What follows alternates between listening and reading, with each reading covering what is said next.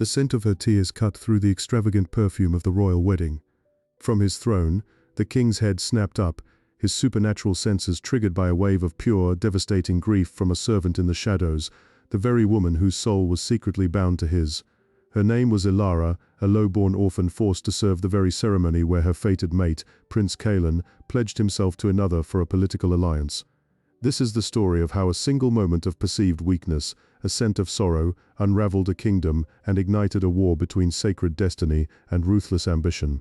In the kingdom of Lycanthros, power was no longer measured in moon-given strength, but in stock portfolios and strategic marriages. The ancient, sacred pull of a fated mate bond was seen as a volatile liability by the modern ruling class, a primitive instinct that could derail decades of political planning in a single heartbeat.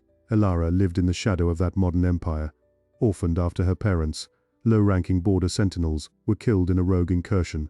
She was taken in by the royal house not as a ward, but as an indentured servant. Her sharp mind, however, earned her a rare position in the palace archives instead of the kitchens. By 22, she was the head archivist's assistant, her world defined by dusty scrolls and the silent, towering shelves of the library wing. She was invisible, and she preferred it that way. Prince Cailan, the heir to the Lycanthros throne, was the opposite of invisible. Groomed in boardrooms and military academies, he was the picture of a modern alpha. Charismatic, strategic, and ruthlessly pragmatic. His father, the ailing King Lorcan, had spent his reign securing their family's wealth but neglecting their traditional territories. The kingdom was cash-rich but respect-poor among the older, more powerful packs. The solution was a merger, not of companies, but of bloodlines. The Silver Fang pack controlled the vast northern timberlands and, crucially, the ancestral hunting grounds Lycanthros needed to legitimize its rule. Their alpha offered his daughter, Lady Seraphina, and an alliance sealed by marriage. The announcement of the royal wedding sent the kingdom into a frenzy of preparation. For Ilara, it meant endless work cataloguing historic marriage treaties, verifying ceremonial protocols. It was during one of these long nights in the archives that it happened. Prince Cailan, unable to sleep, wandered into the library to review the alliance contracts. Their eyes met across a marble column. A scent, unique and devastatingly familiar, cut through the smell of old paper and polish. For Ilara, it was storm-charged air and aged whiskey. For Cailan, it was wild mint and parchment. The air crackled. The mate bond, that ancient law their world had tried to bureaucratize away, snapped into place with the force of a thunderclap. Cailan staggered, his hand gripping the edge of a mahogany desk. His political resolve, years in the making, warred against a biological truth as old as his species. Ilara dropped the heavy tome she was holding, the sound echoing like a gunshot in the silent hall. In that suspended second, a future glimmered, a different, impossible future. But reality was a cold tide. Cailan's father soon learned of the bond. King Lorcan didn't see destiny. He saw a catastrophic risk. A mate bond with a nobody would humiliate the Silver Fang, destroy the alliance, and leave Lycanthros weak. The prince was given a brutal ultimatum: reject the bond and secure the kingdom's future, or follow it and watch everything his family built crumble. The pressure was of ice. Cailan, trained to weigh costs and benefits, made his calculation. He would fulfill his duty. The bond would be severed. But in a final cruel twist, Ilara was not simply dismissed. To prove the bond meant nothing. To break her spirit completely, the royal steward assigned her to serve at the wedding ceremony itself. She would be a scribe, documenting the vows of her own fated mate to another woman. The wedding day arrived, a spectacle of obscene luxury in the grand cathedral. Ilara stood near the side altar, a ledger in her hands, dressed in the plain grey robes of a clerical servant. She kept her eyes down, focusing on the grain of the parchment as Prince Cailan and the breathtaking Lady Seraphina said their vows. Each word was a scalpel carving out her soul. The severing ritual, a public renunciation of the mate bond, was to be the final act after the recessional. As the newlywed couple turned to face the applauding crowd of elites and dignitaries, a figure seated in the place of highest honor stirred.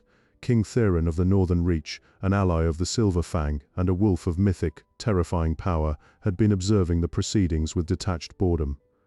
But as the collective joy of the crowd swelled, his nostrils flared, his head lifted, a predator catching a discordant note in the wind.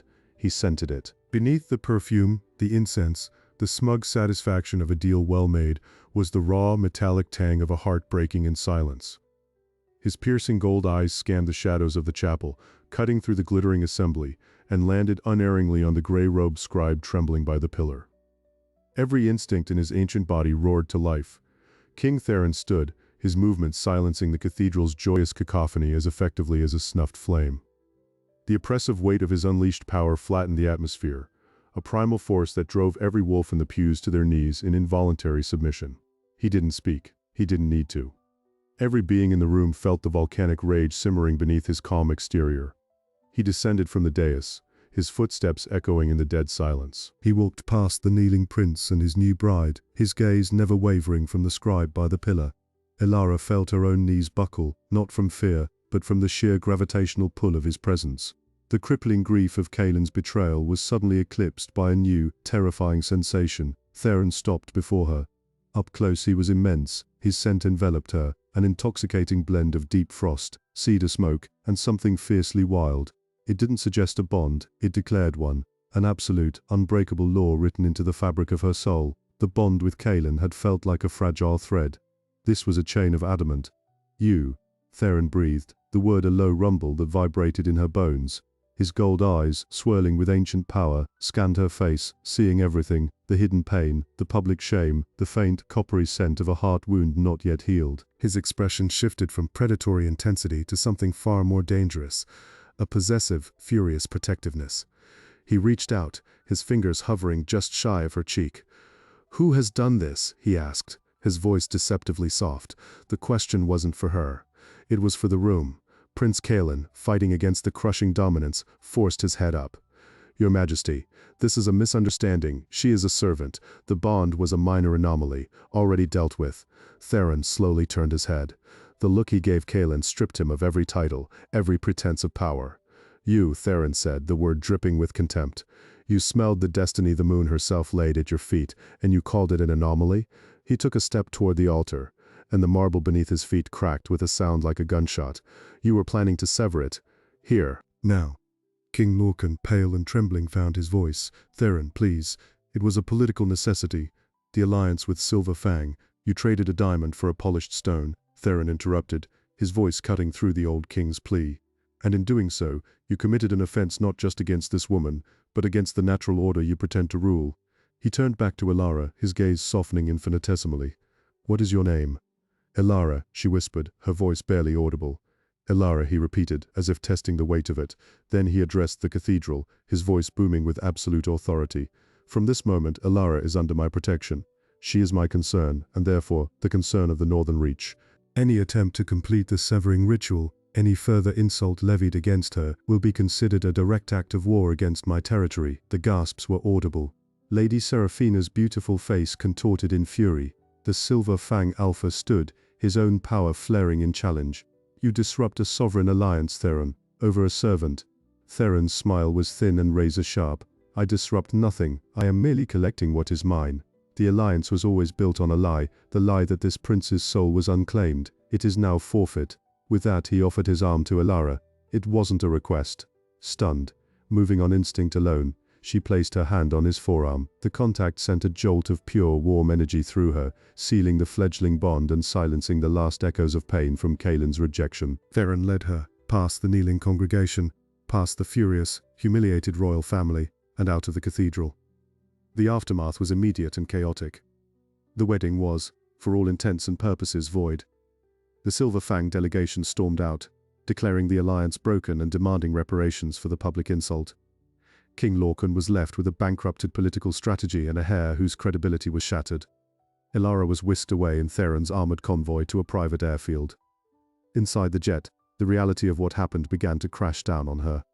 She sat in the plush cabin, still wearing her grey scribe's robes, staring at her hands.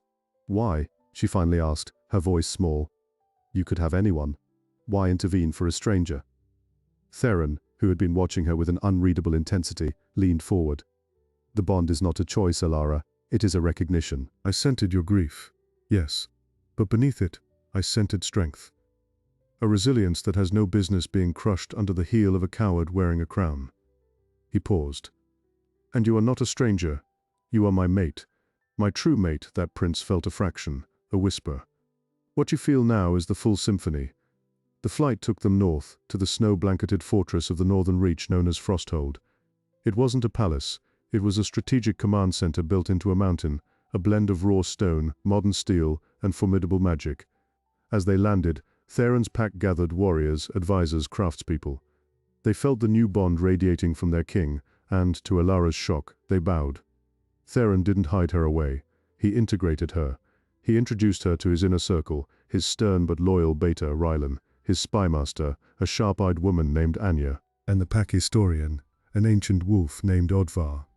He showed her the libraries that dwarfed Lycanthros's, the war rooms mapping territories, the vast communal halls.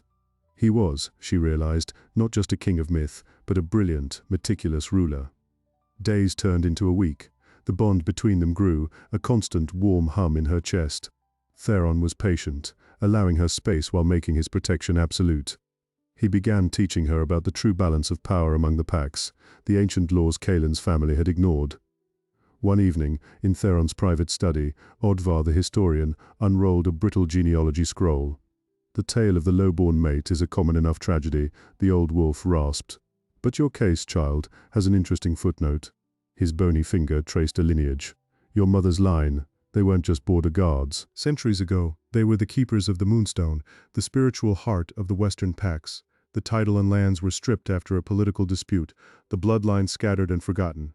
Ilara's breath caught. "What does that mean?" Theron, standing by the fireplace, answered. "It means your low-born status was a political fabrication. You carry the blood of keepers. In the eyes of the oldest packs, that grants you a latent rank, a dormant authority that Kaelin's modern court would never recognize." A fierce pride lit his eyes. "It means the universe didn't just give me my mate, it returned a lost princess to her rightful stature." The revelation was a seismic shift. Ilara wasn't just a rescued servant, she was a key to an older, deeper legitimacy. Theron saw it immediately. "This changes the game," he said, a strategic gleam in his eye. "Lorcan and Kaelin didn't just reject a mate, they rejected a keeper's heir. That is a sacrilege the traditionalist packs will not forgive." He decided to act. Using Anya's networks, he had the genealogy and the history of the land seizure quietly disseminated to the elders of the major traditional packs. The response was a growing, low-frequency rumble of disapproval toward Lycanthros, but Kaelin was not idle in his humiliation. From the ruins of his wedding, a desperate, venomous plot took shape. He couldn't attack Theron militarily, but he understood modern weapons, finance, information, and the human world. Using his remaining funds, he hired a ruthless, immoral human law firm known for its smear campaigns and corporate espionage. His plan was sinisterly clever. He wouldn't attack Theron, he would attack Ilara. He began fabricating a digital trail, siphoning what remained of Lycanthros's treasury into offshore accounts, and routing the digital fingerprints through the Palace Archives server through Ilara's old login. He then filed a lawsuit in an international human court, accusing Ilara of intellectual property theft, embezzlement, and fleeing justice by seeking refuge with a foreign power. The lawsuit was a poison-tipped arrow. It was designed to force Ilara into a human legal system, to tarnish her name publicly, and to force Theron to either sacrifice her or expose his world's financial operations to human scrutiny. The summons arrived at Frosthold by courier. Anya intercepted it and brought it to Theron and Ilara in the war room. Theron read the documents, and the room's temperature plummeted. The windows frosted over. "He wants to play in the human sandbox," Theron snarled, his beast pressing against his skin. "I will burn his entire world to the ground." Ilara, however, felt a strange calm settle over her. She looked at the fabricated charges, at the clumsy digital forgeries. She saw not a threat, but the panicked flailing of a man who had finally run out of real power. She had spent her life organizing chaos, finding truth in ledgers and archives. Kaelin had just challenged her to the only fight she knew she could win. She placed a hand on Theron's arm, feeling the tension coiled there. "No," she said, her voice firm. "He wants you to rage. He wants a supernatural war he can film and sell to the human news. That's his trap." She took the summons from Theron's hand. "He didn't steal from his own treasury. I know how he thinks. He's hidden the money elsewhere. And if he used my old access, he left a back door." She looked at Anya, then at Theron, a new, formidable light in her eyes. The scribe was gone. In her place stood the keeper's heir. "We're not going to meet his lawsuit with claws," Ilara stated. "We're going to meet it with a spreadsheet, and we're going to bury him with it." For the next 72 hours, Frosthold's war room transformed into a forensic accounting hub. With Anya's hackers and Odvar's historical records, Ilara dove into the digital labyrinth Kaelin had tried to build around her. She quickly found the back door, a clumsy script he'd used to mimic her old login, but following the money trail led somewhere far more sinister than she'd imagined. The $8 million in stolen funds hadn't just been moved to an offshore account. Kaelin had funneled it through a shell corporation named Aethelred Holdings, which was itself a subsidiary of a larger, darker entity, a private security firm with ties to human trafficking and black market lunar hormone extraction. Kaelin wasn't just framing Alara, he was laundering money through an organization that was the boogeyman of every decent pack. He was financing monsters. "This isn't embezzlement," Alara said, her voice cold as she presented the findings to Theron and his inner circle. "This is conspiracy. He's not trying to ruin me. He's trying to buy his way into a criminal empire to regain power, and he's using me as the fall guy." Theron's rage was a silent, chilling thing. "Then we don't just disprove his case, we burn his new partners too." The day of the arbitration arrived. It was held not in a public court, but in the neutral, fortified headquarters of the Interpac Commerce Commission in Geneva. The room was a sterile chamber of glass and steel, overlooking the Alps. Kaelin arrived with his human lawyers, projecting a hollow confidence. King Lorcan, looking shrunken and ill, sat beside him. When Theron entered with Alara, the energy shifted. He wore the mantle of a king, not a defendant. Alara wore a severe, elegant black suit, her hair pulled back, the very image of sharp competence. She carried a single tablet. Rylan and two other stone-faced warriors flanked them. The human arbiter, a stern former judge, called the session to order. Kaelin's lawyer laid out the fabricated case with slick, corporate precision. He presented the forged transfers, the IP logs, painting Alara as a thief who had exploited her position and fled. When it was their turn, Theron simply nodded to Alara. She stood, connecting her tablet to the room's main display. "Prince Kaelin's evidence is compelling," she began, her voice clear and calm. "If you ignore 3 facts.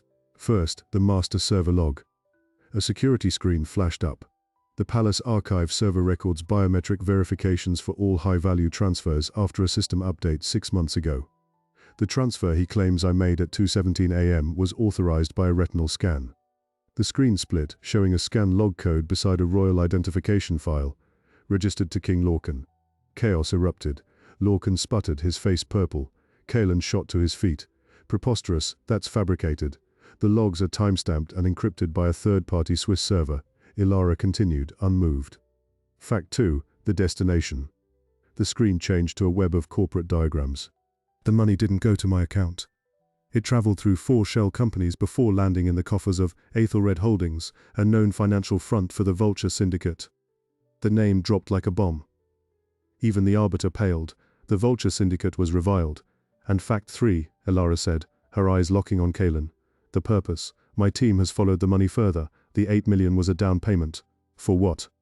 She tapped the tablet. A contract summary appeared, with Kaelin's encrypted digital signature partially decrypted.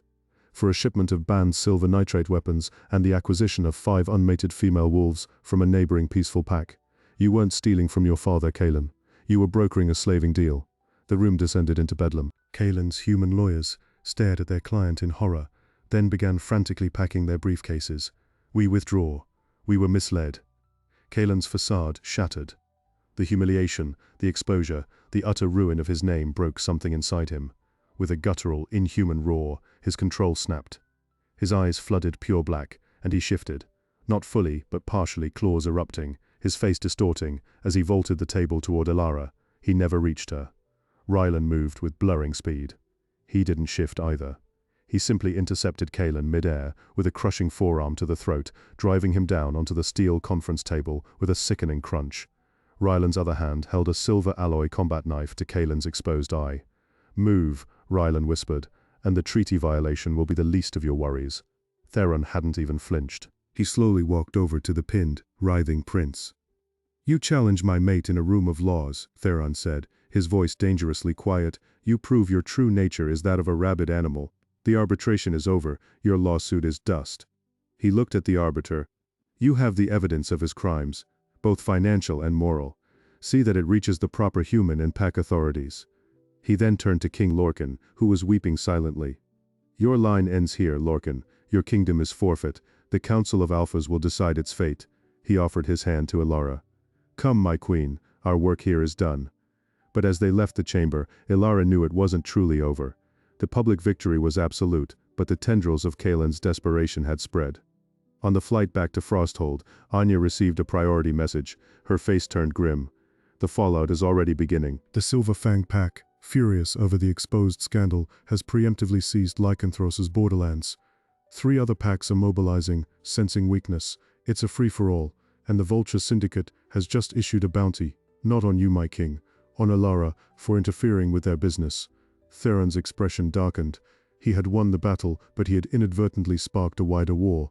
Alara looked out the jet window at the clouds below, the weight of her new title pressing down. She was no longer just a mate or a reclaimed heir. She was a catalyst, and the entire werewolf world was now reacting to her existence. The quiet life was gone forever. The real fight for the future of their species was just beginning. The chaos Kalen unleashed did not end in Geneva. It flowed like poison into the veins of the werewolf world, forcing the ancient Council of Alphas to convene an emergency summit at Frosthold to prevent a continent-wide pack war. The Great Hall, carved from the mountain's heart, was filled with the most powerful wolves in existence. They had come for one reason: to decide the fate of the fallen kingdom of Lycanthros and to address the terrifying resurgence of the Vulture Syndicate. Theron presided, but all eyes were also on Alara, who sat at his right hand, a living symbol of the disruption. The evidence was laid bare. The financial crimes, the attempted trafficking, the broken mate bond. The council's verdict was swift and unanimous. The Lycanthros royal bloodline was stripped of all titles and territories for crimes against their own kind, and for consorting with human-facing monsters. King Lorcan, broken and sick, was exiled to a remote monastic enclave, where he would live out his days in silent penitence. Prince Kalen's fate was heavier. Extradited to a specialized, maximum-security supernatural detention facility, he was sentenced to permanent isolation. Locked in a cell lined with silver-laced iron, completely cut off from the moon and the pack bond, his wolf would slowly, agonizingly fade into a silent madness. He was a ghost, erased from history. But the land and the people of Lycanthros remained. The council turned to Alara. The territory is forfeit, declared the eldest Alpha. Its people are now rogues, which is a threat to all. Who will take responsibility? Alara stood. She spoke not with the voice of a victim, but with the steady authority of a queen and a keeper's heir. The failure was at the top. The pack members were victims of a corrupt leadership, forced to comply to survive. I will not see them punished for it. She announced that the Northern Reach would absorb the Lycanthros territory. Those who swore a new oath of loyalty could stay and rebuild. Those who wished to leave would be granted safe passage. But the elites, the enforcers and the officials who had actively enabled Kalen's cruelty would be banished to the frozen, uninhabited northern wastes. It was a judgment of perfect balance, mercy for the innocent, ruthless exile for the guilty. The council approved it. With that decree, Alara transformed from the pack's former servant into its benevolent ruler. Yet, the Vulture Syndicate's bounty still hung in the air. Theron did not wait for them to strike. Using the financial trails Alara had uncovered, he and Anya launched a coordinated, global offensive. They didn't send warriors, they sent forensic accountants and hackers.